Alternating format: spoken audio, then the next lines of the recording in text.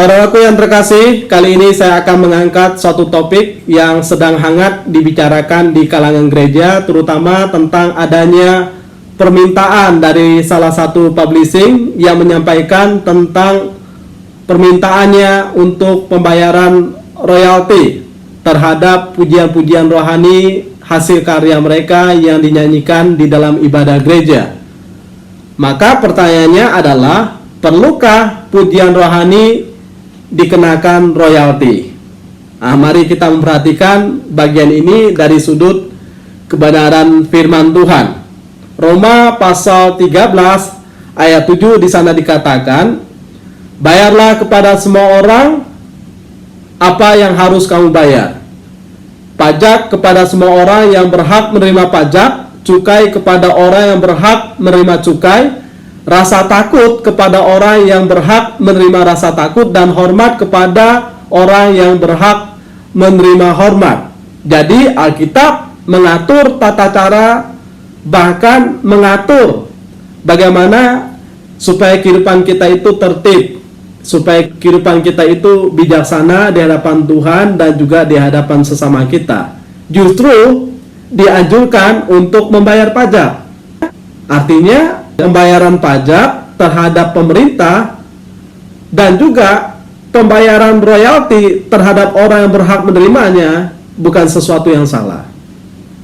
Jadi lakukanlah semuanya itu dengan baik dan benar. Bahkan di dalam 2 Timotius pasal yang pertama ayat yang ke-6 dan 7, di sana dikatakan, karena itulah kuperingatkan engkau untuk mengobarkan karunia Allah yang ada padamu oleh penumpangan tanganku atasmu. Sebab Allah memberikan kepada kita bukan roh ketakutan, melainkan roh yang membangkitkan kekuatan, kasih, dan ketertiban. Jadi dalam bagian ini juga ditekankan tentang perlunya kita mengobarkan karunia. Namun apa? Namun harus dengan kekuatan yang membangkitkan. Harus dengan apa? Harus dengan kasih. Harus dengan apa lagi? Harus dengan ketertiban. Artinya ya, gereja harus juga mendatangkan ketertiban meskipun di dalam dunia pelayanan. Nah, kalau kita perhatikan dari Undang-Undang Republik Indonesia nomor 28 tahun 2014 tentang hak cipta dan royalti, maka di sana terang benderang semuanya itu sudah diatur. Jadi kalau kita mau melek hukum, maka kita bisa melihat semuanya itu dengan kacamata yang sangat transparan, sehingga kita menjadi orang yang cerdas di hadapan Tuhan dan juga di hadapan sesama kita, sehingga tidak ada salahnya membayar royalti terhadap mereka yang mempunyai hak paten. Mereka mempunyai hak untuk menerima bayaran. Meski kalau kita bicara tentang ini kan lagu rohani, ini kan pelayanan, ini kan untuk kemuliaan nama Tuhan. Ya, namun kita harus juga berpikir bahwa apakah pelayanan tidak perlu etika? Apakah pelayanan tidak perlu mengedepankan hak-hak orang lain? Apakah pelayanan tidak perlu mengedepankan yang namanya keteladanan hidup sebagai orang percaya?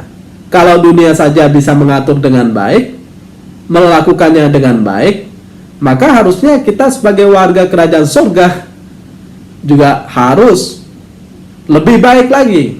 Kita harus juga menghargai karya orang lain, menghormati hasil karya orang lain. Yang pertama, ya, kita tidak boleh menyebarkan atau memperbanyak atau mengambilnya tanpa seizin daripada pemegang hak paten itu, pemilik hak untuk karya itu. Sebagai seseorang yang suka baca buku, biasanya di halaman buku yang pertama atau yang kedua, di sana ada tulisan hak cipta.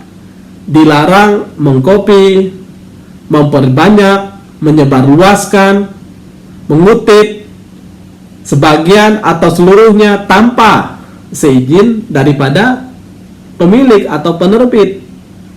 Ya, sama hal dengan hasil karya orang lain berupa pujian atau musik. Kalau misalnya itu ada yang namanya hak cipta, maka kita juga harus menghormati hak cipta. orang lain. Kita jangan mengganti lirik sesuai dengan maunya kita. Karena saya tahu bahwa semua orang yang menciptakan lagu, mereka menaruh pesan pada lagu itu. Mereka tahu kenapa mereka membuatnya. Apa yang mereka ingin capai pada semuanya itu. Ya, kalau kita rasa itu tidak sesuai dengan doktrin kita, yang pertama, izinlah kepada pemiliknya. Siapa tahu dia mengizinkan kita untuk mengubah sedikit. Ya, kalau dia tidak mengizinkan, ya kita nyanyikanlah pujian yang kita ciptakan sendiri, atau pujian yang lain yang tidak perlu adanya lisensi atau pembayaran royalti. Dan cantumkanlah nama pencipta, judul lagunya, supaya ya kita juga menghargai mereka. Ya, saya pikir juga termasuk ketika kita sebagai pengkhotbah, maka kita juga harus membiasakan diri untuk belajar menghormati khotbah orang lain. Nah, sehingga waktu kita mengutip, jangan sampai kita mengcopy paste khotbah orang lain, kemudian kita anggap itu khotbah kita. Dari A sampai Z kita copy paste. Kemudian kita kutip, kita tidak mencantumkan, kita tidak cantumkan nama orang yang menyampaikan khotbah itu. Apalagi misalnya untuk kalangan sekarang ini, orang terbiasa khotbah di YouTube, lalu dia kemudian memotong khotbah orang lain, dia sanggah karena dia anggap tidak sesuai dengan pengajaran yang sehat.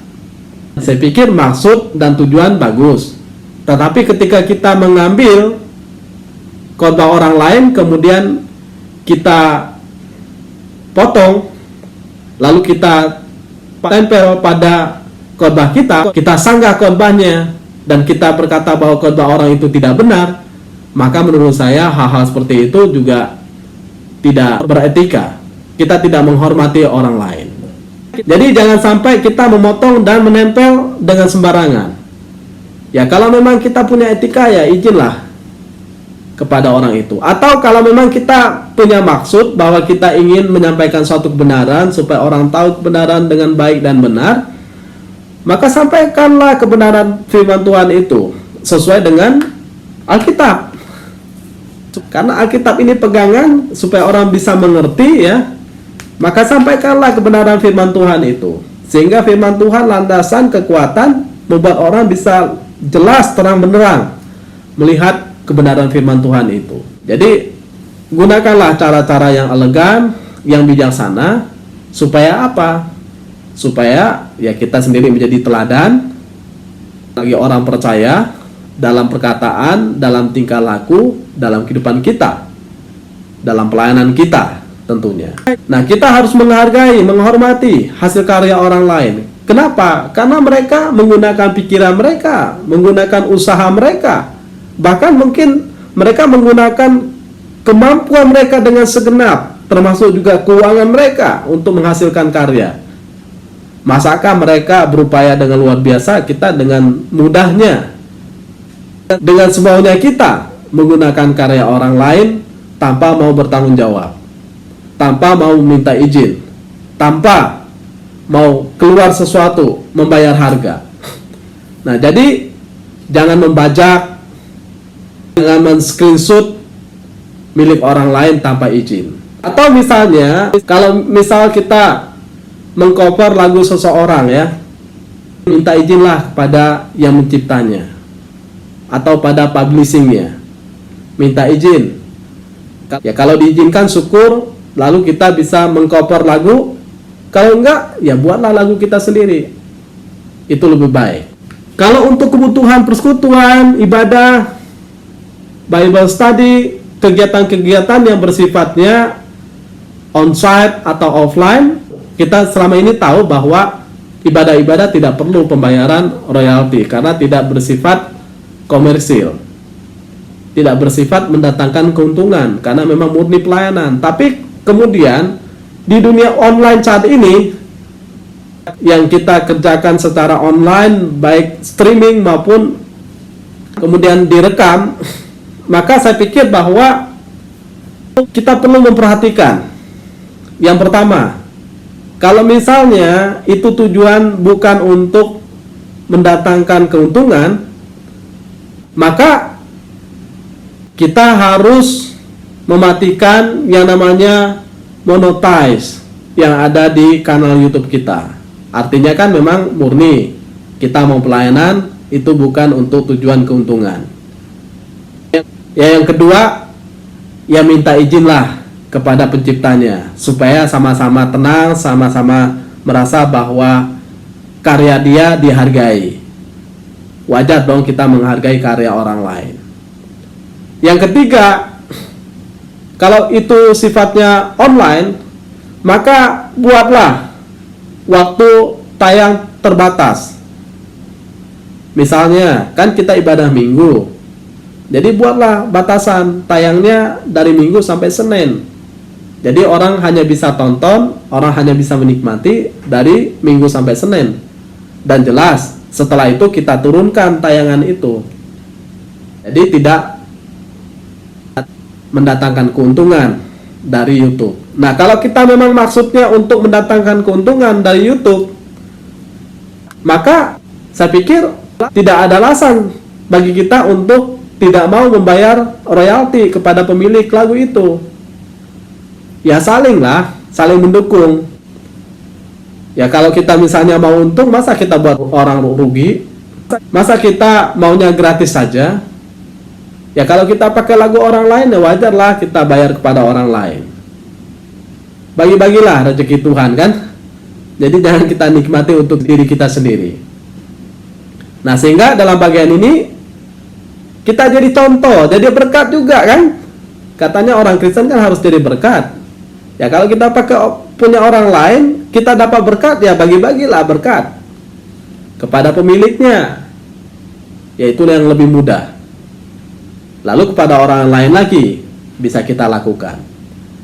Tapi maksud saya adalah jangan sampai kita menggunakan bahasa-bahasa rohani, tapi kita tidak bertanggung jawab.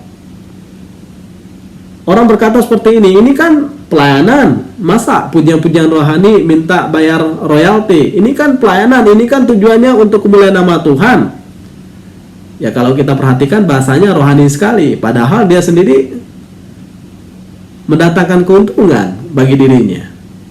Nah jadi saya pikir ya kita sebagai orang Kristen jadilah contoh bagi orang percaya dalam kehidupan kita. Apapun yang kita lakukan, jadilah contoh bagi orang lain. Jadilah berkat, jadilah sumber kasih. Hiduplah tertib. Yaitu sebagai pertanggungjawaban kita di hadapan Tuhan dan juga di hadapan sesama kita. Ya justru karena ini pelayanan, maka ya belajarlah menghormati karya orang lain. Belajarlah untuk menghargai apa yang orang lain kerjakan.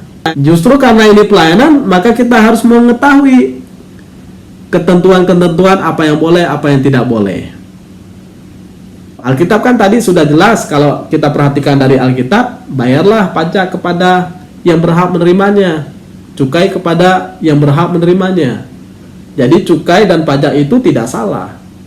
Nah, orang yang memungut pajak biasanya yang suka bermasalah, suka memungut pajak lebih daripada yang seharusnya, atau cukai lebih daripada yang seharusnya. Nah, itu tidak boleh. Tapi kalau semua itu sudah diatur dengan baik, maka firman Tuhan juga menghormati ketentuan-ketentuan yang berlaku itu. Dan Yesus juga berkata bahwa bayarlah pajak kepada kaisar, tapi bayarlah juga apa yang menjadi hak Allah. Yesus tidak mempertentangkan ya, seakan-akan ya kalau udah kepada Tuhan nggak perlu lagi kepada manusia. Tentu tidak demikian. Kalau kita perhatikan bagian firman Tuhan, wah sangat indah, luar biasa.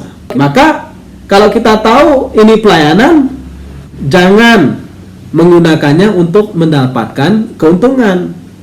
Kalau Anda menggunakannya untuk mendapatkan keuntungan, bayarlah royalti ya kepada mereka yang mempunyai karya.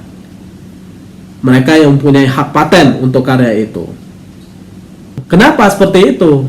Saya pikir kalau kita ingin pelayanan itu makin berkembang, ya dukunglah pelayanan orang lain supaya makin berkembang kan. Jadi sama-sama berkembang kita. mereka berkembang, kita juga berkembang. Ya kalau kita memang ingin tidak membayar royalti, ya jangan pakai karya orang lain. Ya sesederhana itu kan. Tapi kalau untuk ibadah biasa, ya nggak masalah, nggak perlu bayar royalti. Karena untuk ibadah biasa. Tapi kalau untuk ditayangkan di YouTube dan itu mendatangkan keuntungan, ya tanggung jawab kita dong untuk melakukan tugas tanggung jawab kita kepada sesama kita. Ya jangan kita membebaskan diri atau menghindarkan diri dari tanggung jawab yang harus kita kerjakan. Kita menuntut orang lain padahal kita tidak mau menuntut diri kita sendiri. Nah sekarang coba kita balik posisinya. Kalau misalnya kita di posisi orang yang mempunyai hak atas karya sebagai seorang pencipta. Nah, coba kita balik posisi ya. Kita sebagai pencipta, kita memiliki hak cipta atau publishing. Maka kalau ada orang yang kemudian mengambil karya kita, menggunakannya untuk kepentingan mendatangkan keuntungan, kira-kira kita ribut nggak? Ya mungkin nggak ribut, tapi jengkel, tapi marah di dalam hati kita. Nah, itu kan juga nggak bagus kan? Nah, sama hal dengan orang lain. Kalau orang lain kita lakukan seperti itu, maka dia juga tidak terima. Maka Tuhan Yesus berkata bahwa lakukanlah kepada orang lain apa yang kamu ingin orang lain lakukan kepadamu. Jadi takaran yang kita takarkan kepada orang lain, takarlah kepada diri kita sendiri. Jangan sampai kita meminta orang lain, namun kita tidak mau melakukan permintaan itu terhadap diri kita. Nah, kalau untuk tujuan pelayanan, ya saya pikir ya kita bisa melakukannya dengan baik dan bijaksana.